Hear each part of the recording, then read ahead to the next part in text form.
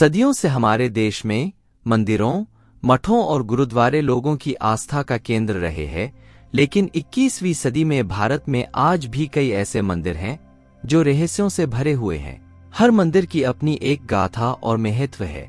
आज हम ऐसे ही 5 बेहद रहस्यमयी मंदिरों का जिक्र इस वीडियो में करने वाले हैं और वीडियो के आखिर में हम एक ऐसे खतरनाक गांव के बारे में बताने वाले हैं जहां आज भी इंसानों को जानवर बना दिया जाता है और हवा में गायब भी कर देते हैं, जहां बड़ी से बड़ी बीमारी को तंत्र मंत्र और जादू से ठीक कर दिया जाता है। जिस गांव में एक बार गलती से चले गए तो वापस आना बहुत मुश्किल है, जहां पर साइंस भी फेल हो जाती है।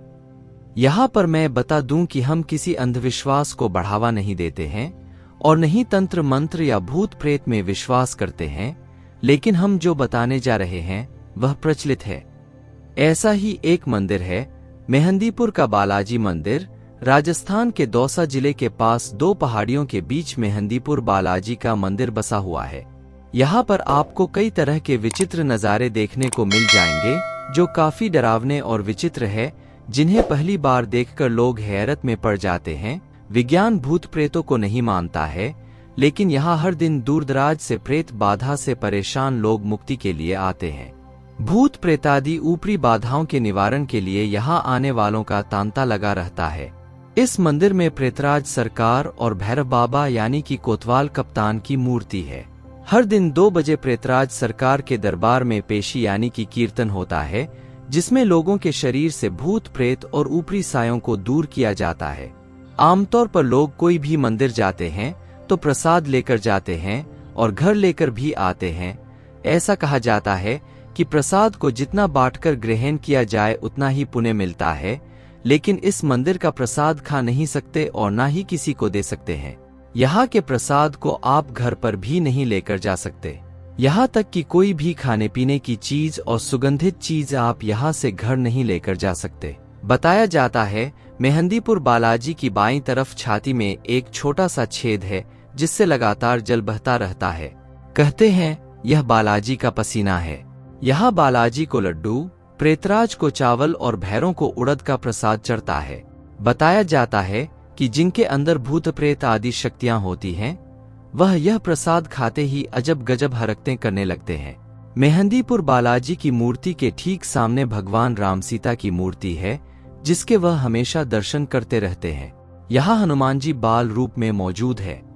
यहाँ आने वाले सभी भक्तों के लिए नियम है कि उन्हें कम से कम 1 सप्ताह तक लहसुन, प्याज, अंडा, मांस, शराब का सेवन बंद कर देना चाहिए।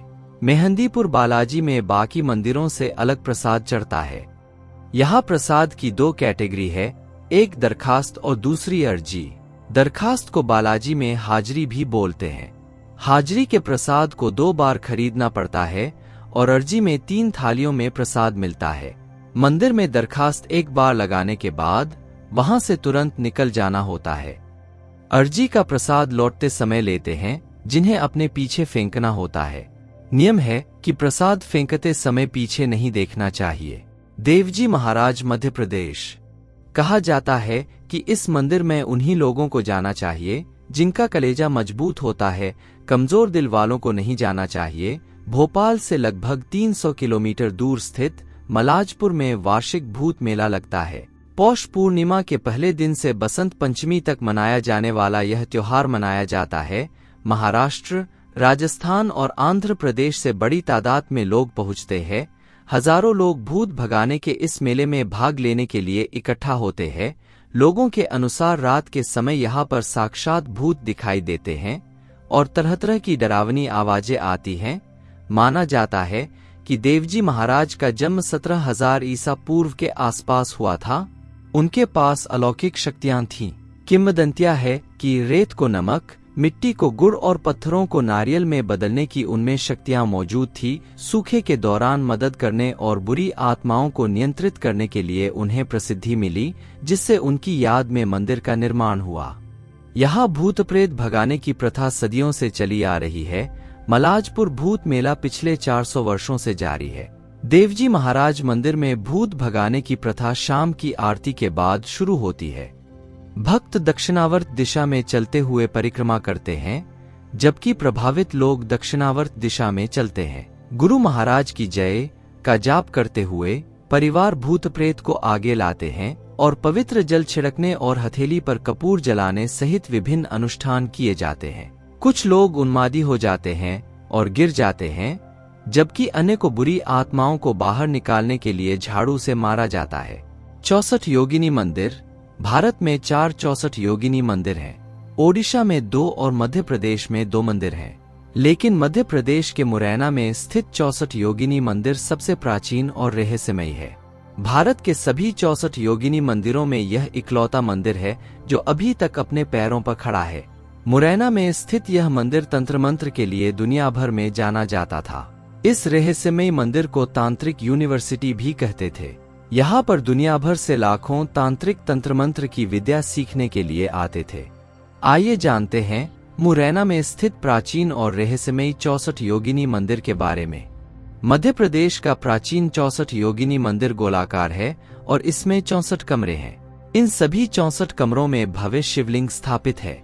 यह मंदिर मुरैना जिला मुख्यालय से करीब 30 किलोमीटर की दूरी पर स्थित है। मितावली गांव में बना यह रहस्यमयी मंदिर दुनिया भर में प्रसिद्ध है। इस अद्भुत मंदिर का निर्माण करीब 100 फीट की ऊंचाई पर किया गया है और पहाड़ी पर स्थित यह गोलाकार मंदिर किसी उड़न तश्तरी की तरह नजर आता है। इस मंदिर तक पहुंचने के लिए 200 सीढ़ियां चढ़नी पड़ती हैं। मंदिर के बीच में एक खुले मंडप का निर्माण किया गया है जिसमें एक विशाल शिवलिंग स्थापित है। बताया जाता है कि यह मंदिर 700 साल पुराना है। 64 योगिनी मंदिर के हर कमरे में शिवलिंग और देवी योगिनी की मूर्ति स्थापित थी, जिसकी वजह से इस मंदिर का नाम 64 योगिनी रखा गया था। हालांकि कई मूर्तियां चोरी हो चुकी हैं। इसके चलते अब बची मूर्तियों को दिल्ली स्थित संग्रहालय में रख दिया गया है। 101 खंभों वाले इस मंदिर को भारतीय पुरातत्व सर्वेक्षण ने प्राचीन ऐतिहासिक स्मारक घोषित किया हुआ है। बताया जाता है कि ब्रिटिश आर्किटेक्ट एडविन लुटियंस ने मुरैना में स्थित 64 योगिनी मंदिर के आधार पर ही भारतीय संसद को बनवाया था, लेकिन यह बात न किसी किताब में लिखी गई है और न ही संसद की वेबसाइट पर ऐसी कोई जानकारी दी गई है। भारतीय संसद न सिर्फ इस मंदिर से मिलती है, बल्कि इसके अंदर लगे खंभे भी मंदिर के खंभों की तरह ही दिखते हैं। स्थानीय लोगों का मानना है कि आज भी यह मंदिर भगवान शिव की तंत्र साधना के कवच से ढका है। इस मंदिर में किसी को भी रात में रुकने की अनुमति नहीं है। तंत्र साधना के लिए प्रसिद्ध 64 योगिनी मंदिर में भगवान शिव की योगिनियों को जागृति करने का कार्य होता था। मान्यता है कि मां काली का 64 योगिनी माता अवतार है। घोर नाम के राक्षस के साथ युद्ध लड़ते हुए माता आदिशक्ति काली ने इस रूप को धारण किया था। यह रहस्यमय मंदिर इकंतेश्वर महादेव मंदिर के नाम से भी मशहूर है। काल भैरव उज्जैन। उज्जैन का भैरव बाबा मंदिर बेहद मशहूर है। उज्जैन का काल भैरव मंदिर तो अपने एक चमत्कार के कारण सबसे ज्यादा जाना जाता है। इस भैरव मंदिर में बाबा काल भैरव को शराब चढ़ाई जाती है। यहाँ भैरव बाबा की पूजा सामग्री में शराब या मदिरा एक महत्वपूर्ण भोग है। आइए जानते हैं कि बाबा भैरव को शराब अर्पित करने के पीछे क्या कारण है। काल भैरव का यह मंदिर लगभग 6000 साल पुराना माना जाता है। यह एक वाम मार्गी तांत्रिक मंदिर है। वाम मार्ग के मंदिरों में मांस, मदिरा, बलि, मुद्रा जैसे प्रसाद चढ़ाए जाते हैं। प्राचीन समय में यहाँ सिर्फ तांत्रिकों को ही आने की अनुमति थी। वे ही यहाँ तांत्रिक क्रियाएं करते थे और कुछ विशेष अवसरों पर काल भैरव को मदिरा का भोग भी चढ़ाया जाता था। कालांतर में ये मंदिर आम लोगों के लिए खोल दिया गया, लेकिन बाबा ने भोग स्वीकारना यूं ही जारी रखा। पुरातत्व विभाग और वैज्ञानिक भी इस राज का पता लगाने में असफल रहे हैं, लिहाजा यह रहस्य अब भी अनसुलझा ही है कि आखिर एक मूर्ति कैसे कुछ खाया पी सकती है। साथ ही मान्यता है कि काल भैरव के मंदिर में रविवार के दिन मदिरा चढ़ाने से व्यक्ति सभी प्रकार के ग्रह दोष भी दूर होते हैं। काल सर्प दोष, अकाल मृत्यु और पितृदोष जैसे खतरनाक दोषों से भी राहत मिलती है। कामाख्या देवी मंदिर देश के 52 शक्तिपीठों में सबसे प्रसिद्ध है। कामाख्या देवी शक्तिपीठ असम की राजधानी दिसपुर के पास गुवाहाटी से 8 किलोमीटर दूर कामाख्या में है। यह शक्तिपीठ तंत्र साधना के लिए प्रसिद्ध है। कामाख्या से 10 किलोमीटर दूर नीलांचल पर्वत पर स्थित है। मां कामाख्या का यह मंदिर तांत्रिकों का प्रमुख सिद्धपीठ माना जाता है। यहाँ पर दुनिया भर के तांत्रिक विशेष दिनों में एकत्रित होते हैं। माता कामाख्या तांत्रिकों की देवी होने के साथ ही कुछ संप्रदायों की कुल देवी भी हैं। यह महान शक्ति साधना का गढ़ है। पौराणिक कथाओं के अनुसार यहाँ पर देवी सती की योनि गिरी थी। यहीं भगवती की महामुद्रा योनिकुंड स्थित है। यह देवी माता सती का ही एक रूप है। यह मंदिर 3 हिस्सों में बना है। इसका पहला हिस्सा सबसे बड़ा है, जहाँ पर सिर्फ तांत्रिकों को ही जाने की इजाजत है।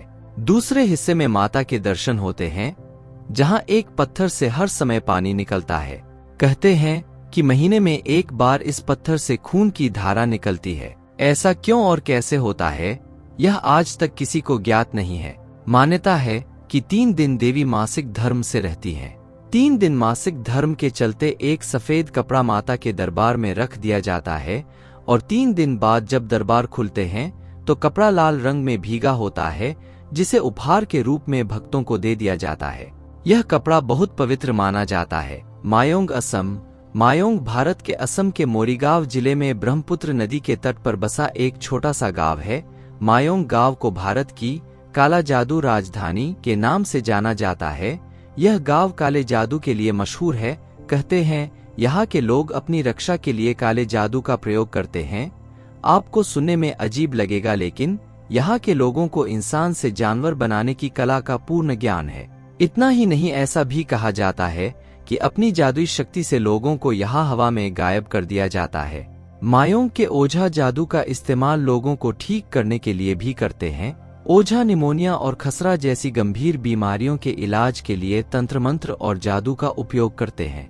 गांव में ओझा बिना दवा के काले जादू से लोगों को ठीक भी कर देते हैं। किसी भी दर्द को दूर करने के लिए यहाँ के लोग तांबे की प्लेट को उस जगह पर प्रेस करते हैं और दर्द दूर हो जाता है। उनका कहना है कि ऐसा करने में भूत प्रेत उनकी सहायता करते हैं। ग्रामीणों का मानना है कि यह शक्ति पीढ़ियों से चली आ रही है। वैसे यहाँ के लोग खेतीबाड़ी से जुड़े हैं, यानी किसान है, लेकिन 90% लोगों को तंत्र विद्या का ज्ञान है और लगातार इसका अध्ययन करते रहते हैं। मायोंग गांव से गुजरना बेहद डरावना माना जाता है। यहाँ आना इतना आसान नहीं होता है। कहा जाता है कि जो भी गांव में प्रवेश करता है उसका वापस लौटना मुश्किल होता है। इस गांव से जुड़ी ऐसी कई कहानियां हैं जिसका अनुसरण आज भी वहां के लोग करते हैं। मेरी वीडियो कैसी लगी कमेंट करके बताइए, और वीडियो अच्छी लगी हो तो एक लाइक भी कर दें। इस वीडियो में बस इतना ही। अगली वीडियो का इंतजार करें और लाइक कमेंट शेयर करें और सब्सक्राइब करना बिल्कुल भी ना भूलें। Thank you for watching my video. जय हिंद, वंदे मातरम।